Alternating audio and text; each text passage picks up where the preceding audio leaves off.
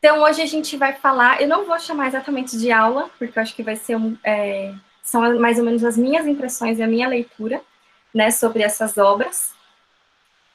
E, então, como eu disse, eu fiz um apanhado de obras que estavam na minha cabeça há muito tempo, sobre esse tema do pobre, e aí eu decidi trabalhar com elas de uma forma cronológica.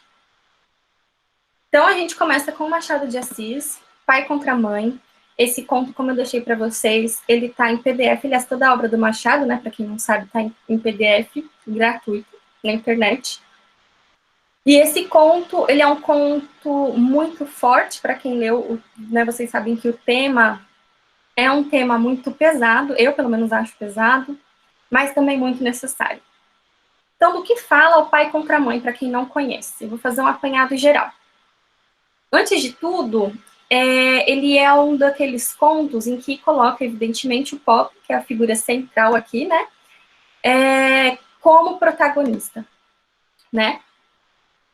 E isso não é tão comum assim no Machado. O Machado, ele apresenta personagens pobres mais secundários, digamos assim, né? A gente pode pegar o Brás Cubas, a gente vê a Dona Plácida, é uma personagem mais secundária, a Eugênia é uma personagem mais secundária, mas os principais, os protagonistas machadianos, normalmente são personagens da burguesia, e em alguns contos, como Pai contra a Mãe, a gente tem o pobre, então, como o protagonista, efetivamente, certo? E, enfim, entrando então no Pai contra a Mãe. Ele está publicado nesse livro Relíquias da Casa Velha, que foi publicado em 1906, aqui no Brasil, e apresenta três personagens principais, na verdade vai ter uma quarta, que a gente vai ver daqui a pouco, mas vamos focar nessa pequena família, digamos assim, desses três personagens principais, que é o Cândido Neves, a Clara e a tia Mônica. Para quem não sabe, também já estou dando um spoiler, o conto, ele trata muito da escravidão, do tema da escravidão negra no Brasil.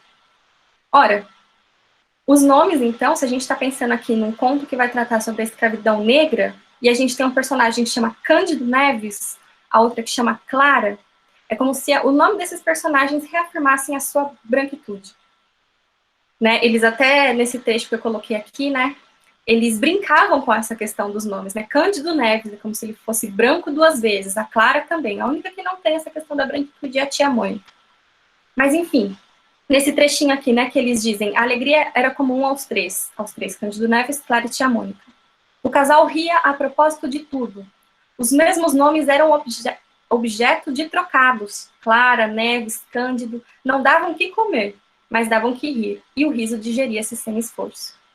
Nesse pequeno pedacinho a gente já tem aqui algumas características, né? Não davam o que comer, então a gente vai ver aí que o Cândido Neves vai passar por uma situação muito crítica nesse conto, né? Mas eles se divertiam com a própria questão dos nomes aí que reafirmavam isso da branquitude. E uma das marcas desse conto, e antes, né, deixa eu só terminar de explicar da família, para quem não sabe, o Cândido Neves, então, ele se casa com a Clara, e a tia Mônica, a tia da Clara, que vai morar com eles constituem esse pequeno núcleo familiar do romance, certo? E uma coisa muito interessante do romance, do conto, uma coisa muito interessante do conto é que, então, a gente vai ter esse tema da escravidão, e, bom, o conto foi publicado em 1906, no Relíquias da Casa Velha, a escravidão já é coisa de um passado muito recente, mas já havia sido abolida, né, em 1888, e nesse conto vai ter quase que essa marcação também da gente, né, do Machado, que contextualiza, esse narrador que contextualiza a escravidão e depois vai iniciar a história. Como isso acontece, então? Eu vou trabalhar bastante trechos, porque eu acho que fica um pouco mais fácil da gente ver, e principalmente também para quem não leu, né? Fica aí também, espero que desperte o desejo da leitura em vocês. Mas, enfim, a primeira parte desse conto que vai tratar da escravidão. O conto começa com este parágrafo. A escravidão levou consigo ofícios e aparelhos, como terá sucedido a outras instituições sociais. Notem que ele já está falando no passado, né? Levou consigo. A escravidão já não está mais aqui. Não cito alguns aparelhos, senão por se ligarem a certo ofício. Um deles era o ferro ao pescoço, outro o ferro ao pé. Havia também a máscara de folha de Flandres. A máscara fazia perder o vício da embriaguez aos escravos por lhes tapar a boca. Tinha só 3 buracos, 2 para ver, 1 para respirar, e era fechada atrás da cabeça por um cadeado. Com o vício de beber, perdiam a tentação de furtar, porque geralmente era dos vinténs do Senhor que eles tiravam com que matar a sede. E aí ficavam 2 pecados extintos, e a sobriedade e a honestidade certas. Era grotesca tal máscara, mas a ordem social e humana nem sempre se alcança sem o grotesco, e alguma vez o cruel. Os funileiros as tinham penduradas à venda na porta das lojas. Mas não cuidemos de máscaras. Esse, então, é o primeiro parágrafo do conto. E, como eu disse, ele já está tratando da escravidão de um ponto de vista do passado, então ele vai retomar alguns instrumentos que eram usados contra os escravos, né? Um deles, essa máscara. Essa foto aqui, eu não sei se quem é de São Paulo, né, se conseguiu ir ver a exposição ano passado do Farol Santander sobre Machado. Essa foto eu tirei lá. Que justamente está esse parágrafo aqui na foto, né? E a máscara de verdade, para a gente ver o que era, então, esse artifício que o Machado estava descrevendo. Né? É uma coisa completamente horrorosa, assim como tudo, né, que é atribuído à escravidão. E ela realmente, ela se fechava, como está aqui na imagem, não sei se vocês estão conseguindo ver, mas ela se fechava, então, no rosto do escravo, e o impedia de beber e, consequentemente, de furtar, porque eles pegavam o dinheiro dos senhores para comprar bebida, né? E é muito interessante aqui, só uma coisa que eu estava pensando também, eu nem vou me aprofundar muito disso, mas o Machado, um dos temas dele é a questão das máscaras. Inclusive, o professor Alfredo Bos tem um texto, eu não vou me lembrar o nome agora, acho que é Machado de Assis, o Enigma do Olhar, alguma coisa assim, tem um texto só sobre máscaras no Machado de Assis. E aí a gente tem a questão das máscaras na burguesia, né, que normalmente servem justamente para a gente maquiar mesmo, máscaras sociais, exatamente, em contraposição com a máscara da escravidão aqui, que é uma máscara física, que de fato era colocada nos escravos para eles não conseguirem beber, né, e aí eles andavam dessa forma aqui. Só uma coisa que eu estava pensando, mas não vou me aprofundar muito nisso. Nesse ponto, o Machado se assemelha e se distancia de Castro Alves, né? Por que ele se distanciaria? Eu não sei. Eu acho que ele se assemelha muito, porque tem a questão da...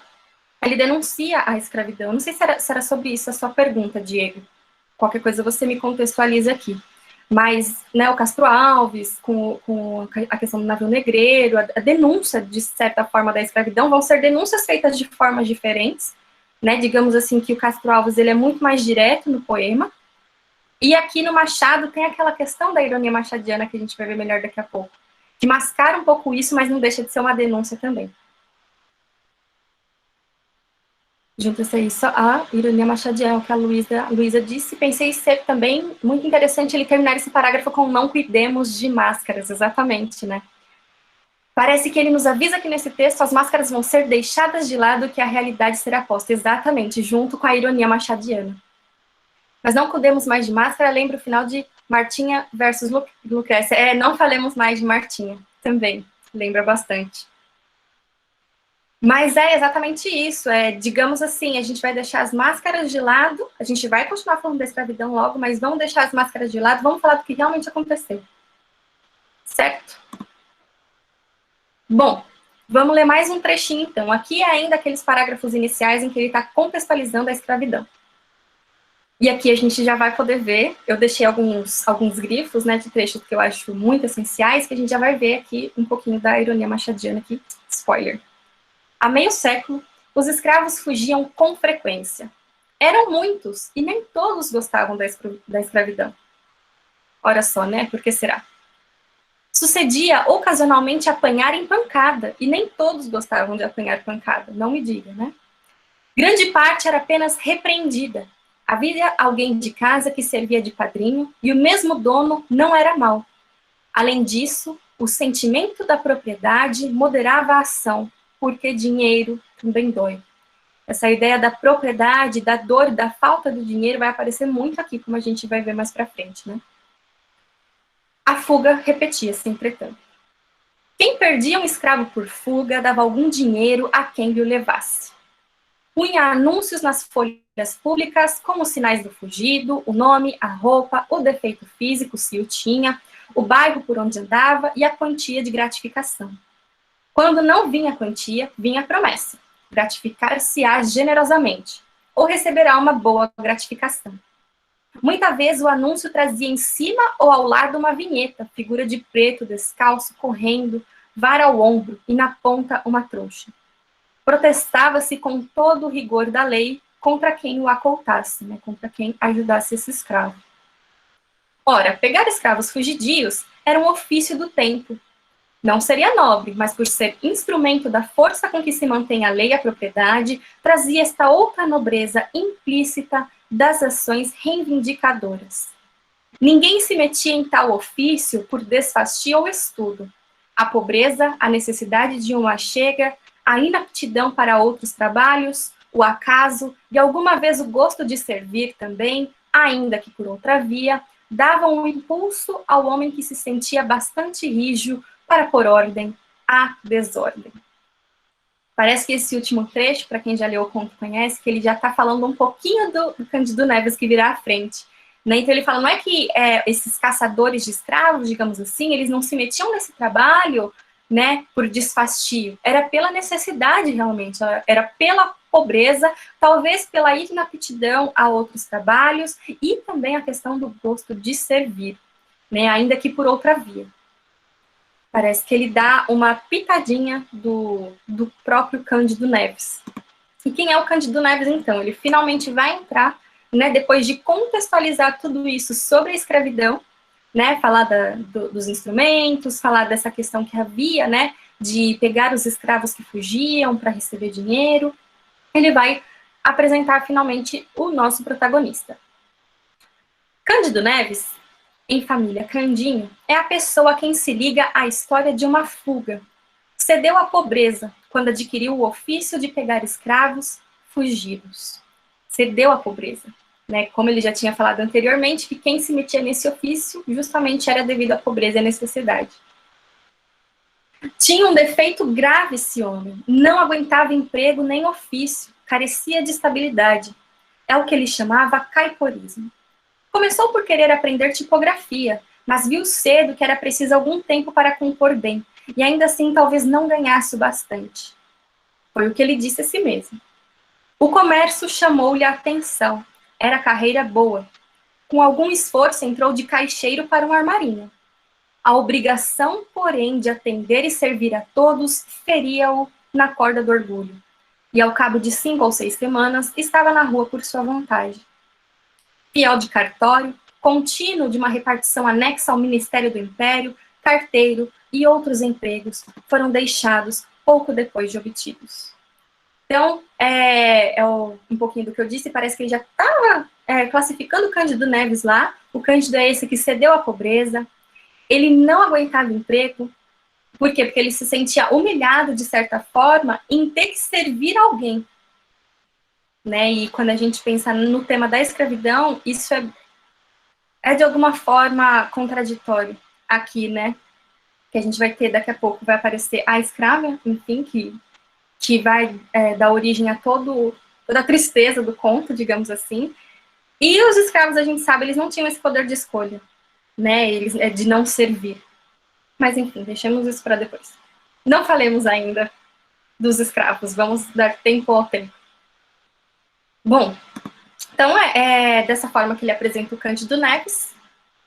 E aí, enfim, o Cândido Neves conhece a Clara, ele se casa com a Clara engravida, né? Ela, na verdade, antes de engravidar, a tia Mônica já vai morar com eles, então eles constituem esse núcleo familiar, né? E aí, enfim, a Clara engravida. Desde antes da Clara engravidar, o Cândido Neves não conseguia ter emprego fixo, e a tia Mônica sempre ficava atrás dele, né? Falando, não, você tem que ter emprego, tem que ter emprego. Até eu estava revendo as minhas anotações da graduação, a própria Simone, né, que foi minha professora, ela falava que a tia Mônica era uma espécie de Sancho Panza ali, né, o Sancho Panza, o personagem do Don Quixote, que tinha esse vislumbre da razão, digamos assim, né, então era a voz da razão, justamente, porque o Cândido Neves e a Clara ficavam ali de brincadeirinha, falava que tudo ia dar certo, e a tia Mônica falava, vocês querem ter um filho? Vai ter que ter um emprego, né, não é fácil alimentar mais uma boca, e etc. E aí, enfim, a Clara engravida, e é quando o Cândido Neves vai entrar para esse mercado de caçador de escravos.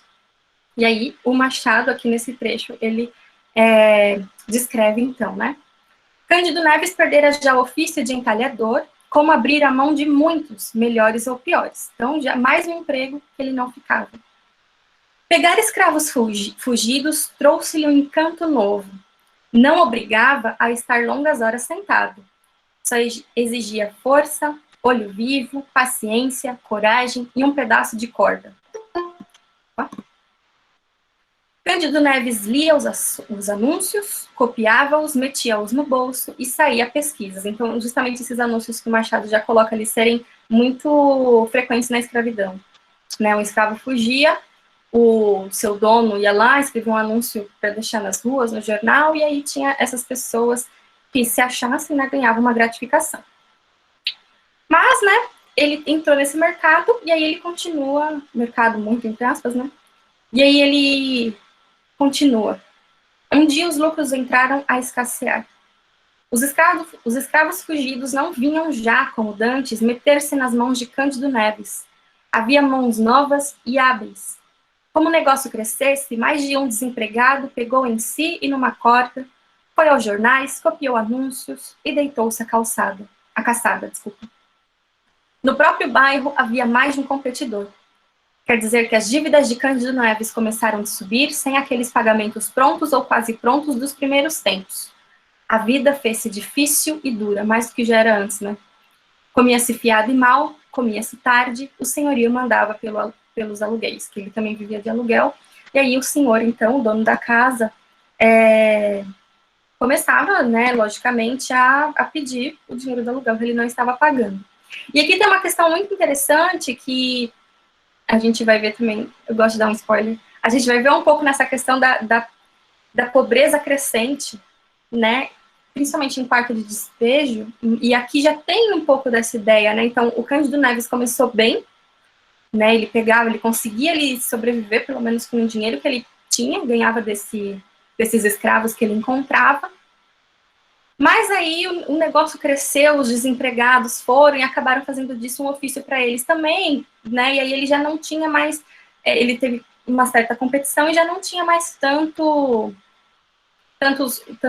não ganhou mais tanto dinheiro com isso, né, a partir de então. Bom, deixa eu ver se tem algum... Não, ok. Então vamos continuando. Então eles estavam ali, vivendo naquela pobreza crescente, não tinha mais tantos escravos para o Cândido pegar, até que a tia os convenceu de que se eles não conseguissem, se o Cândido Neves não conseguisse trabalho, a coitada da Clara e da tia Mônica já estavam ali costurando para fora, né, tentando ganhar um dinheiro de alguma forma, né, e a tia Mônica avisa, olha, se você não conseguir um emprego de verdade, eu acho melhor vocês levarem a criança à roda dos enjeitados, ou roda dos expostos, tem esse outro nome. Para quem não sabe, a roda dos expostos é isso aqui que está aparecendo na imagem. Então, o que ela é? Ela é, de fato, uma roda atrelada a uma parede, em que você tinha uma parte fechada e uma parte aberta, como a gente tem aqui nessa segunda imagem, né, que tem uma boneca no fundo, quer dizer, dentro, né, da roda, que justamente para a mãe, para o pai, colocar a criança ali e girar, porque aí ela entra dentro da casa, né, normalmente eram instituições de caridade ou conventos que tinham essa roda, e aí o que se queria era que você não visse, né, quem estava dentro e ia pegar o bebê, não visse a figura de quem estava dando o bebê, né, o pai, a mãe, ou quem quer que seja que estava ali colocando o bebê. E aí a tia Mônica fala, então, que não haveria jeito, porque eles não tinham nem como alimentar a si próprios, né, imagina alimentar mais um bebê, e aí seria necessário quando a criança nascesse, levá-la a essa roda e deixá-la lá para adoção, para cuidados de caridade, né, das irmãs, enfim, de onde eles deixassem. Certo? Opa, desculpa. O celular apitou aqui, mas... Enfim. E aí, o Cândido Neves meio que aceita isso, ele fala, ok, né, vou fazer o quê? Até que o filho nasce, então eles ficam extremamente tristes, porque o filho é desejado pelo casal, pela Clara e pelo Cândido. E aí o filho nasce, na noite seguinte o Cândido já promete à tia que vai levá-lo à roda dos enjeitados, mas aí meio que rola assim um remember, digamos assim, do Cândido com o seu ofício de pegar escravos. Porque aí nessa noite ele começa a rever as notas dos escravos fugidos e ele viu que ele tinha uma que ele ainda não tinha pego, que é a escrava Arminda, como a gente vai ver. Ele ainda não tinha conseguido pegá-la, então é como se esse anúncio ainda tivesse em aberto, ele ainda tinha esse vislumbre de ganhar dinheiro com essa mulher. Né? Era uma esperança, realmente. E aí é como está descrito aqui neste trecho. Ele estava lá sentado e reviu todas as suas notas de escravos fugidos. As gratificações, pela maior parte, eram promessas. Algumas traziam a soma escrita e escassa. Uma, porém, subia 100 mil réis. Tratava-se de uma mulata. Vinham indicações de gesto e de vestido. Cândido Neves andara a pesquisá-la sem melhor fortuna e abrir a mão do negócio. Imaginou que algum amante da escrava a houvesse recolhido. Agora, porém, a vista nova da quantia e a necessidade dela animaram Cândido Neves a fazer um grande esforço derradeiro. Então, ele vislumbra justamente essa esperança dessa escrava que ainda não tinha sido encontrada e, né, melhor para ele ainda, porque tinha subido, digamos assim, o preço dessa mulher, né, a 100 mil réis. Em que mais se baseavam as promessas desses senhores que não pagamento em dinheiro? Como ele descreve lá no início, normalmente era... Eles colocavam... Eu não sei se tem mais alguma outra forma de pagamento. Eles colocavam normalmente a quantidade, né, a quantia do dinheiro que ia ser pago, ou colocava, como a gente tem aqui... Ai, não sei se eu vou achar de novo. Mas, enfim, colocava aqui, ó, receberá uma boa gratificação. Eu não sei falar se tem alguma coisa além do dinheiro, ou eu realmente não sei falar. Eu acho que era dinheiro mesmo, né? Se alguém souber, enfim, temos alguns historiadores aqui, deixem sua contribuição, por favor. Que eu saiba, era dinheiro, realmente. Bom, continuando. O Cândido Neves sai, então, para levar esse filho, né, no dia seguinte, à roda dos enjeitados, ou à roda dos expostos, né, nomeiem como vocês quiserem, até que ele vê a Arminda, essa escrava fugida, na rua. E aí acontece o seguinte, né, vamos acompanhar as palavras do Machado. Arminda, bradou o Cândido Neves, conforme a nomeava o anúncio.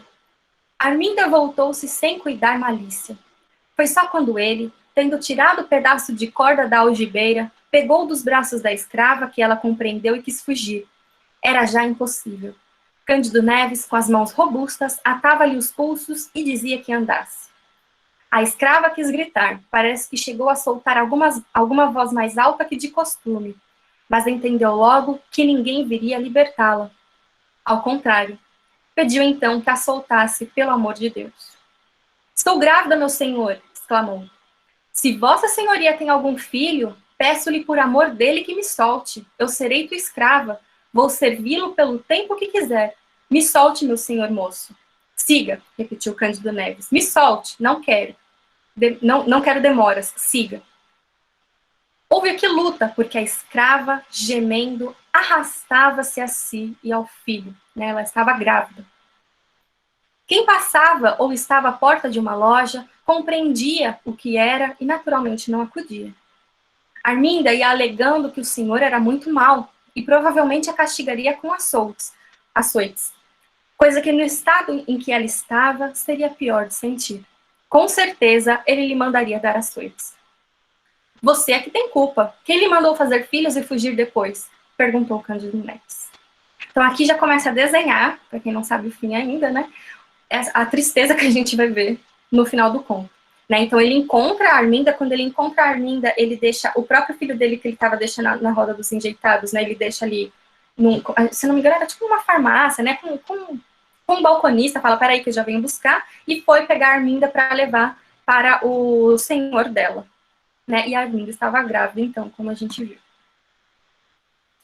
Aí ele chega, então, ao senhor.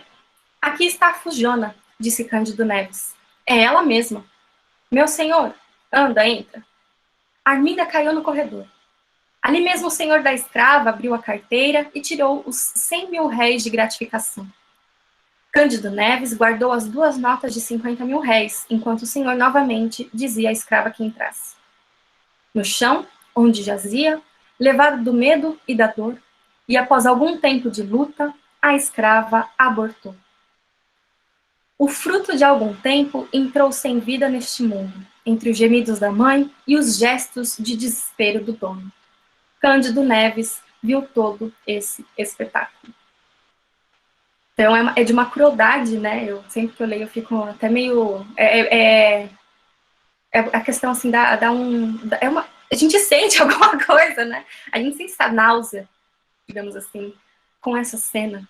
Não tem como, né? Então, ele pega a Arminda, ele leva para o senhor, ela estava grávida, e ela aborta ali mesmo, de nervoso, né? De ser pega, de novo. É complicado de ler, é muito complicado. Esse ponto, ele precisa de um estômago, assim, pelo menos no meu caso, né? E o Cândido Neves vê todo esse espetáculo, né, como o narrador descreve. E aí a gente tem, então, o final do conto. O pai recebeu o filho, ele foi lá, né, então, com essa espécie de farmácia, se não me engano, enfim, buscou o filho dele, com quem ele tinha deixado lá. Então ele recebeu o filho com a mesma fúria com que pegara a escrava Fujona de há pouco. Fúria diversa, naturalmente, fúria de amor. Agradeceu depressa e mal e saiu às carreiras, não para a roda dos enjeitados, mas para a casa de empréstimo com o filho e os 100.000 réis de gratificação. Então, né, ele foi lá, pegou a gratificação e foi para a casa dele. Simplesmente, né, já não precisava, já tinha o dinheiro, não precisava mais deixar a criança na roda dos expostos. Tia Mônica, ouvida a explicação, perdoou a volta do pequeno, uma vez que trazia os 100.000 réis. Disse, é verdade, algumas palavras duras contra a escrava, por causa do aborto, além da fuga. Cândido Neves, beijando o filho entre lágrimas verdadeiras, abençoava a fuga e não se lhe dava do aborto. Nem todas as crianças vingam. Bateu-lhe o coração. E o conto acaba. Bom, alguém quer fazer algum comentário? Pausa para uma água, depois desse soco no estômago. Já conheciam um conto? Não sei quem acabou pegando para ler ou não, né? Mas como a Stephanie falou aqui nos comentários, é um conto complicado de ler. Mas a ordem social e humana nem sempre se alcança sem o grotesco e alguma vez o cruel. Acho que isso traduz a citação final, exato. Exato. E não só essa citação final, mas eu acho que essa frase, que eu até grifei, né, lá no slide anterior, da ordem social e humana que nem sempre se alcança sem o grotesco, ela parece que ela descreve um pouquinho também outra coisa que a gente vai ver já já, que é o humanitismo, né? Que, enfim, daqui a pouco a gente fala sobre isso. Eu li durante a graduação, lemos em sala de aula, lembro até hoje que muita gente chorou, sim. Da primeira vez que eu li também confesso que saiu uma lágrima, assim. Estudamos em sala com Vilas. Já quero ler esse conto, baixem. Como eu disse, né, facinho de achar em PDF. Disponibilizo depois o slide, sim. O uso bastante irônico de naturalmente, como olhavam e naturalmente não acudiam, exato.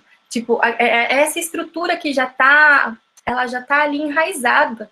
Então, aquelas pessoas que viam o que o Armando, olha, eu vi o Armando aqui em algum lugar ou eu tô ficando louca? Enfim, né, essas pessoas que viam o Cândido Neves ali tentando pegar a escrava, isso já estava tão enraizado quase que no dia a dia das pessoas, né, como o próprio narrador fala, que esse ofício começou a crescer, né, com o número de desemprego crescendo, cresceu também esse ofício de pegar escravos, então era algo natural, né, para os moradores, por isso que eles não acudiam, né, exatamente. A parte que ele fala com ela sobre a gravidez é algo que me incomoda muito, pois sabemos a realidade que muitas escravas engravidavam, muitas vezes por decorrência de estupros, exatamente, exatamente. Sempre fico emocionada também. O nome Cândido parece também contradizer o caráter do personagem. De certa forma, né? Porque ele não tem... Ele é movido pela necessidade. Então, ele não tem, assim... A gente vai ver um pouquinho também sobre isso com o Robert Schwartz, mas ele não tem essa questão de realmente não fazer isso, pensar na lógica de... Né, até na hora que a Arminda diz, pelo amor de Deus, se você tem um filho, me largue. E ele tinha um filho muito querido, né? Esse filho foi desejado pelo casal e pela necessidade ele também estava tendo que abandonar o filho dele. Então ele não pensa nessa lógica, né? De se colocar, de ter uma certa empatia mesmo no lugar daquela mãe, né? Link do domínio público, obrigada, Pri. Essa palavra que ele utiliza, espetáculo. Penso ser uma denúncia a como a escravidão e o sofrimento, tratada pela branquitude, como um espetáculo a se testemunhar e aplaudir, exatamente. Também pode ser lida muito dessa forma. E era institucionalizado, sim. Essa prática era institucionalizada, sim, não é como a escravidão, enfim. Mais algum comentário? Não, ok. Bom, algumas considerações, então, que eu anotei aqui.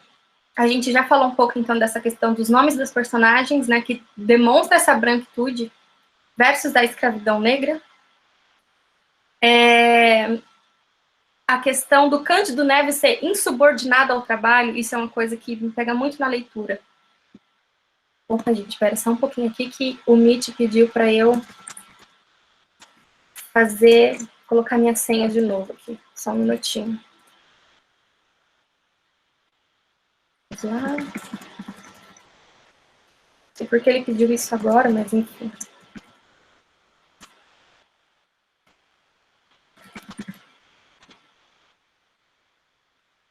O que foi?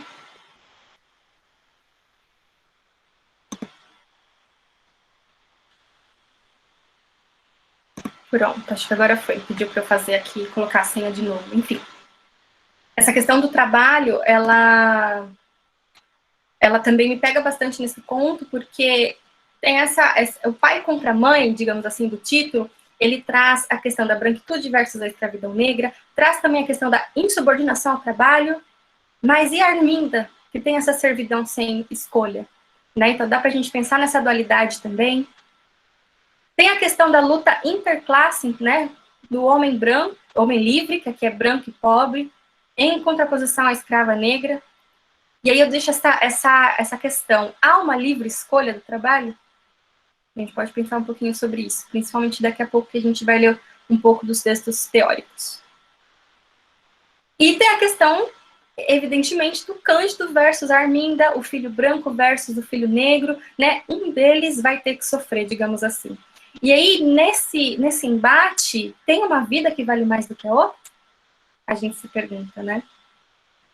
E essa questão de ter uma vida que vale mais que a outra é muito clichê falar de Machado, porque todo mundo sempre fala, é extremamente atual. E a gente, no contexto que a gente está, de pandemia, de tantas coisas acontecendo, até hoje a gente tem essa lógica aqui no Brasil. Parece que às vezes há vidas que valem mais do que as outras. Né? Eu penso sempre no caso, eu estava, né, preparando as aulas, já quando tinha acontecido o caso do menino Miguel, né, aquele caso horroroso do menino que caiu do prédio, porque a chefe, né, da casa, que era a chefe da mãe dele, da empregada, não podia cuidar 5 minutos dele ali. É quase que a gente tem essa... Quase não, né? A gente tem ainda essa questão de vidas que valem mais do que as outras. É muito cruel. E isso é um resquício da escravidão que a gente traz até hoje, né? Porque algumas pessoas estão lá fora, né? E às vezes tendo que trabalhar e outras pessoas não?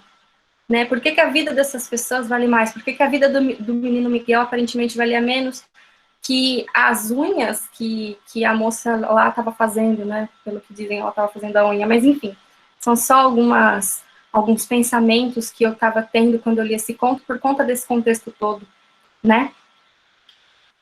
Comentários aqui. A naturalização da escravidão e da condição de escravo foi uma das chaves culturais do colonizador e se perpetua até hoje na forma de racismo. Perfeito. Ele ganhou o direito de ser pai e o filho dele ganhou o direito de viver. A ela, por ser uma mulher negra escravizada, foi negado o direito de ser mãe e o de seu filho de nascer e viver. Exatamente. Me lembrei muito, lendo esse conto, do filme Quanto Vale ou É Por Quilo. Ai, não conheço esse filme. Vou até procurar. Fiquei pensando que esse trabalho será extinto, pois a escravidão, ele faz referência a isso logo no início, a escravidão levou consigo ofícios e aparelhos, aí ficam vazios. Sim, o trabalho do Cândido, pelo que eu entendi, é isso que você está fazendo aqui, é uma questão da necessidade. Né? Ele, além dele não se dar em nenhum outro trabalho, ele precisava comer, né? Precisava de dinheiro para viver. E aí foi por isso que ele foi levado, então, a ser uma marionete também, de alguma forma, dessa ordem escravocrata, né? Esse filme se baseou nesse conto. Ah, legal. Sérgio Bianco. Eu vou pesquisar, eu realmente não conhecia. A inferiorização do Cândido que desaparece quando se vê diante de alguém que está em uma camada... Peraí, inferiorização do Cândido que desaparece quando se vê diante de alguém que está em uma camada abaixo da sua. Exatamente. Exatamente. Então, é a questão das classes sociais, né? Então, a gente tem um homem livre, branco, mesmo pobre, e aquela escrava abaixo dele, ele fecha os olhos, né? Pensando na estratificação social da época mesmo, uma vez que o homem vence a disputa e é o filho do homem quem sobrevive e não a mulher. Olha, leitura interessante, ler o conto de acordo com o patriarcado, a questão do patriarcado.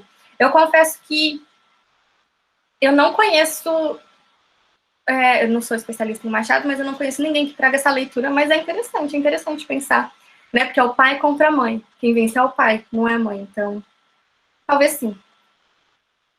Além de O Caso da Vara, que outros contos sobre escravidão, pobreza estão presentes no Machado? Os que eu lembro de cabeça é O Caso da Vara e O Pai contra a Mãe. Eu confesso que eu não lembro de outros assim. Mariana, outro conto que trata da escravidão, eu não lembro do Mariana. Vou até reler depois. Eu lembro muito do Caso da Vara, porque o Caso da Vara também eu estudei junto com O Pai contra a Mãe, lá nas minhas aulas de literatura brasileira da graduação.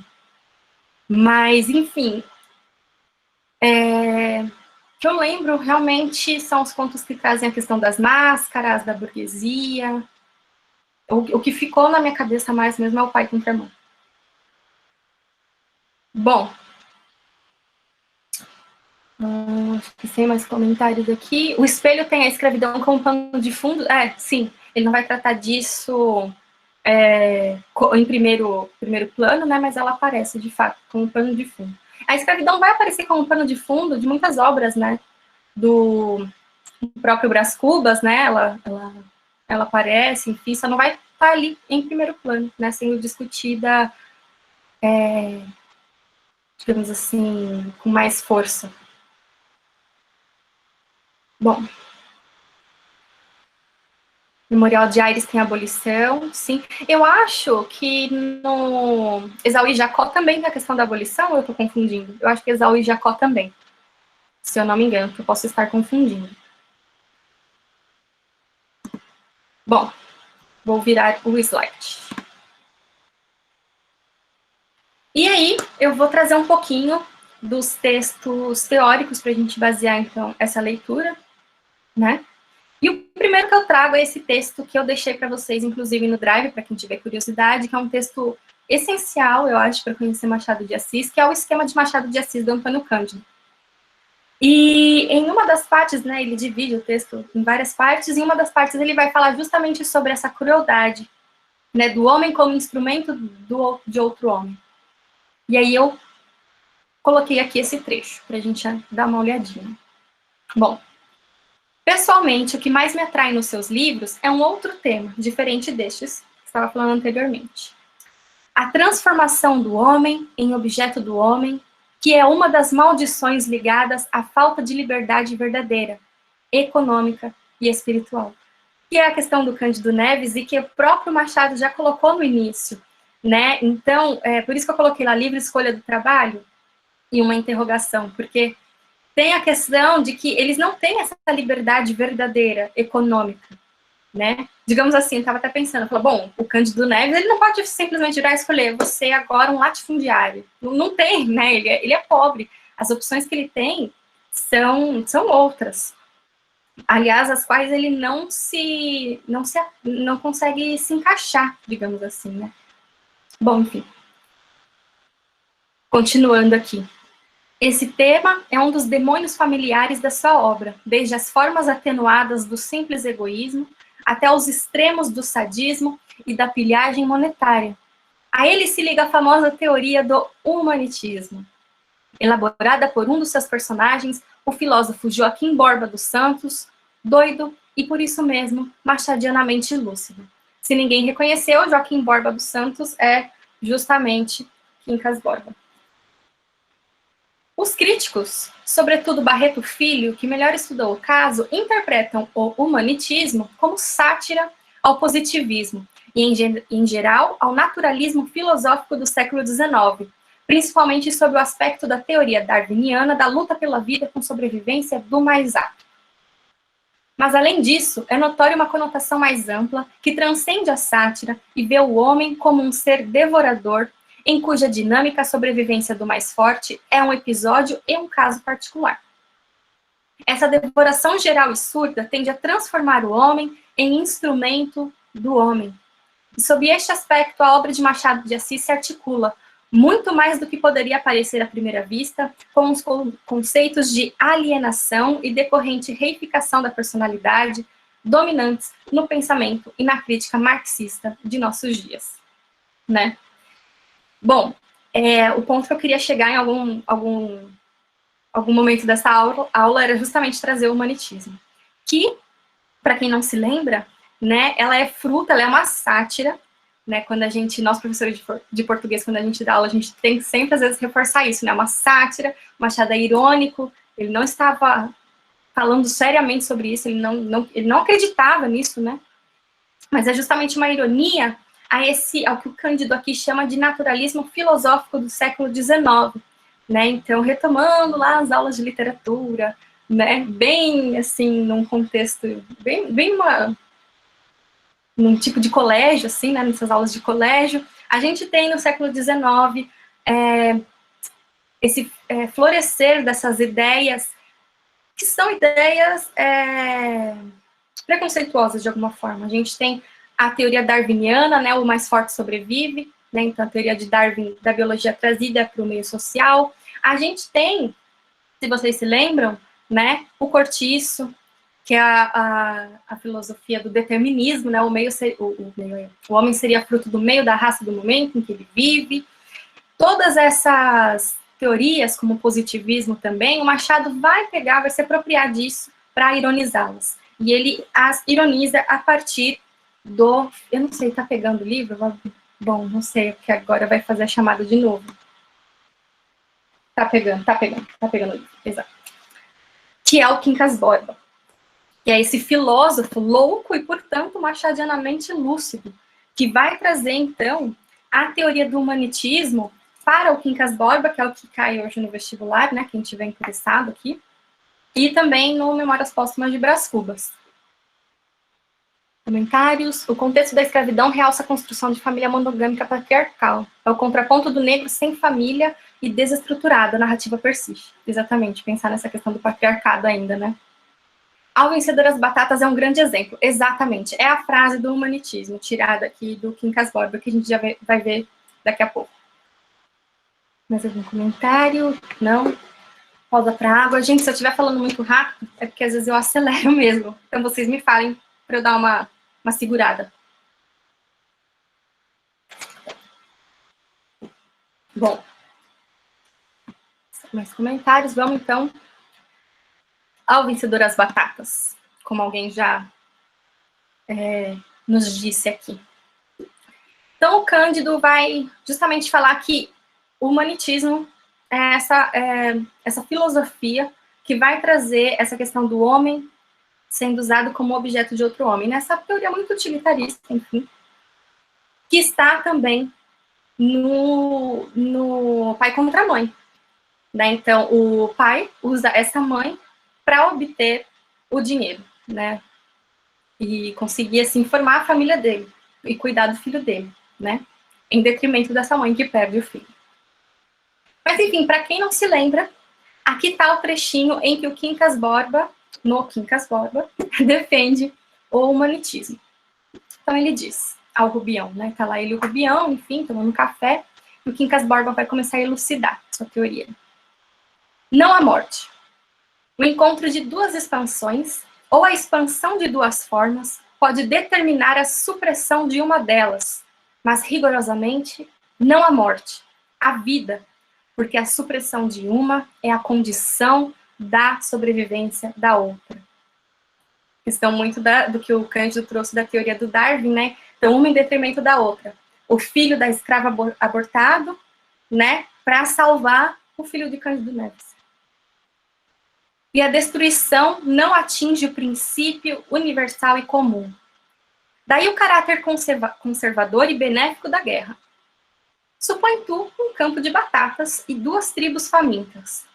As batatas apenas chegam para alimentar uma das tribos, que assim adquire forças para transpor a montanha e ir a outra vertente, onde há batatas em abundância.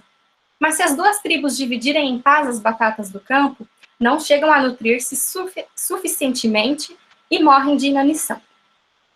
A paz, nesse caso, é a destruição. A guerra é a conservação. Uma das tribos extermina a outra e recolhe os despojos. Daí a alegria da vitória, os hinos, aclamações, recompensas públicas e todos os demais efeitos das suas ações bélicas.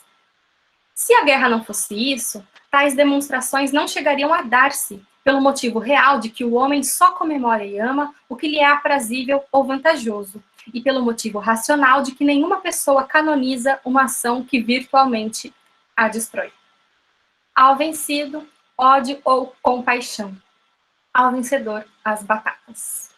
E aí o Rubião questiona, mas a opinião do exterminado? E Quincas Borba responde, não há exterminado, desaparece o fenômeno. A substância é a mesma. Nunca viste ferver água? Hás de lembrar-te que as bolhas fazem-se e desfazem-se de contínuo, e tudo fica na mesma água. Os indivíduos são essas bolhas transitórias. Bem, a opinião da bolha não tem opinião. O vencido não tem opinião, né, digamos assim. O ciclo do livro entre Quincas, Rubião, os Palha, a representação sobre a condição humana relacionada a interesse de ascensão através do outro, exatamente. Né? Esse ciclo, então, voltando aqui um pouquinho à obra do vestibular, do Quincas Borba, a gente sabe que o Rubião, ele, né, fica rico, enfim, e os Palha, a Sofia e o Palha, acabam traçando alguns planos para a Sofia seduzir o Rubião, para ela pegar o dinheiro dele, né? Tudo isso representa justamente esse humanitismo, né? É uma vida que vai, né, se perder para fazer a outra sobreviver, digamos assim.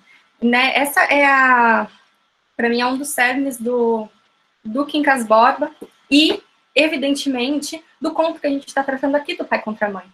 Né? Acho que já ficou bem claro isso. O humanitismo está praticamente aplicado ali, né? Bom. E aí, a gente tem, então, o incrível texto do Roberto Schwartz. Já deixo aqui a minha propaganda gratuita, porque não vou receber nada, mas vocês vão receber muitos bons conhecimentos lendo esse texto, que está neste livro, inclusive, se eu não me engano, algum aluno tinha me falado que ia fazer LB4 também com a Simone por e-mail, não é com a Simone, mas enfim, com outro professor. A Simone vai dar 2, enfim. E se vocês querem comprar dois livros bons para entender Machado e para usar na Literatura Brasileira 4, aí os estudantes de letras da USP são esses dois, que é o Vencedor das Batatas, do Roberto Schwartz, eu vejo essas duas pronúncias, então eu não sei. E Um Mestre na Periferia do Capitalismo. Aproveitem que a Martins Fontes acho que ainda está com Saldão, e a 34 vira e mexe está entrando em Saldão, então aí 2 ótimos livros para a gente conhecer um pouco do Machado e, obviamente, né, um pouco do Brasil também. Então, esse texto, As Ideias Fora do Lugar, para quem não conhece, está nesse livro, O Vencedor das Batatas, é um texto essencial para entender o Brasil, não só a obra do Machado, né? E é nesse texto que o Schwartz vai falar sobre a questão do favor na sociedade brasileira. E aí eu tirei alguns trechinhos aqui para a gente dar uma olhada. Bom, ele diz que, esquematizando, pode-se dizer que a colonização produziu, com base no monopólio da terra, 3 classes de população: o latifundiário, o escravo e o homem livre, na verdade dependente. Essas 2 últimas classes são os que estão no conto, né, do Pai contra a Mãe, a Arminda, a escrava, e o Cândido Neves, esse homem livre, que na verdade não é tão livre assim. Ele é, na verdade, dependente, né? Nem proprietários, nem proletários, seu acesso à vida social e a seus bens depende materialmente do favor, indireto ou direto, de um grande. É o que acontece com o Cândido Neves, né? Para ele receber dinheiro, ele precisa desse favor, prestar esse favor ao grande dono de terras, né, e dono de escravos.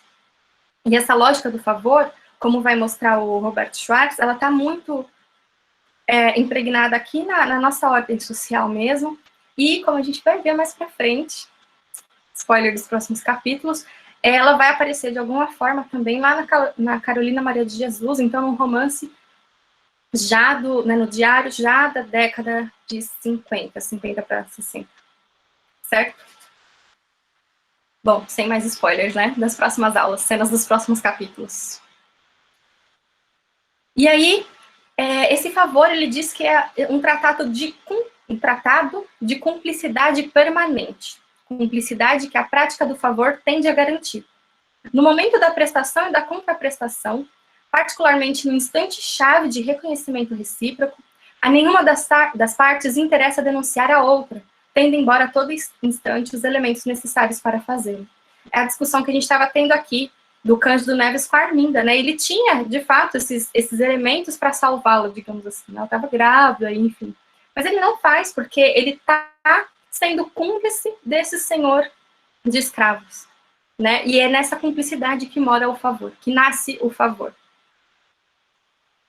Terceiro trecho aqui. Lastreado pelo infinito de dureza e degradação que esconjurava, ou seja, a escravidão, de que as 2 partes beneficiam e timbram em diferenciar. Este reconhecimento é de uma conivência sem fundo, multiplicada ainda pela adoção do vocabulário burguês da igualdade, do mérito, do trabalho, da razão. Machado de Assis será mestre nesses meandros.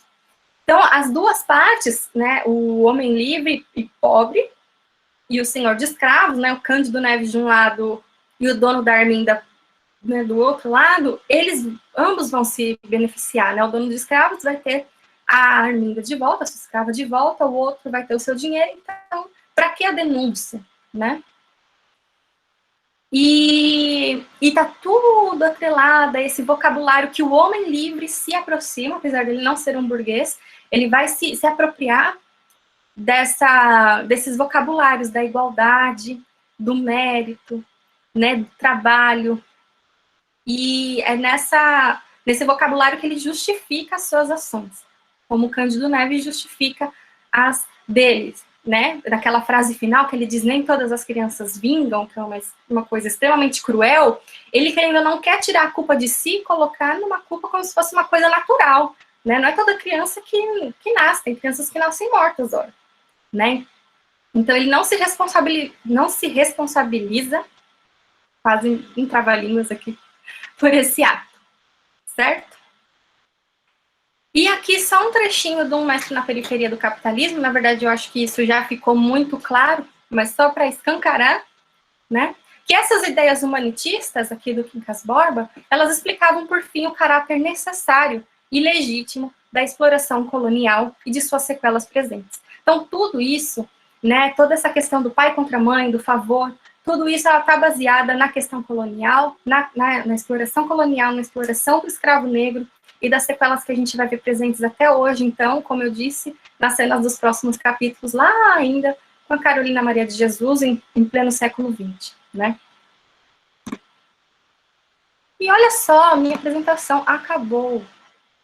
Temos um tempinho para conversa.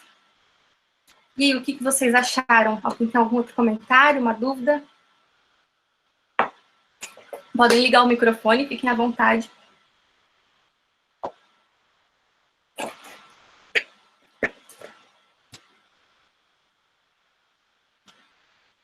Eu leio muito, eu não consigo, o que eu falei, eu não consigo ler esse conto não pensando no nosso contexto atual também.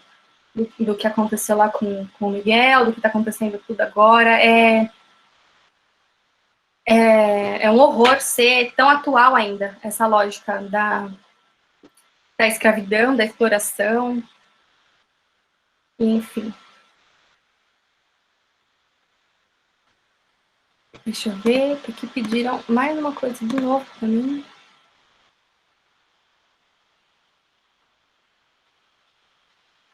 Bom, vou parar a apresentação. Deixa eu parar a gravação. Pronto.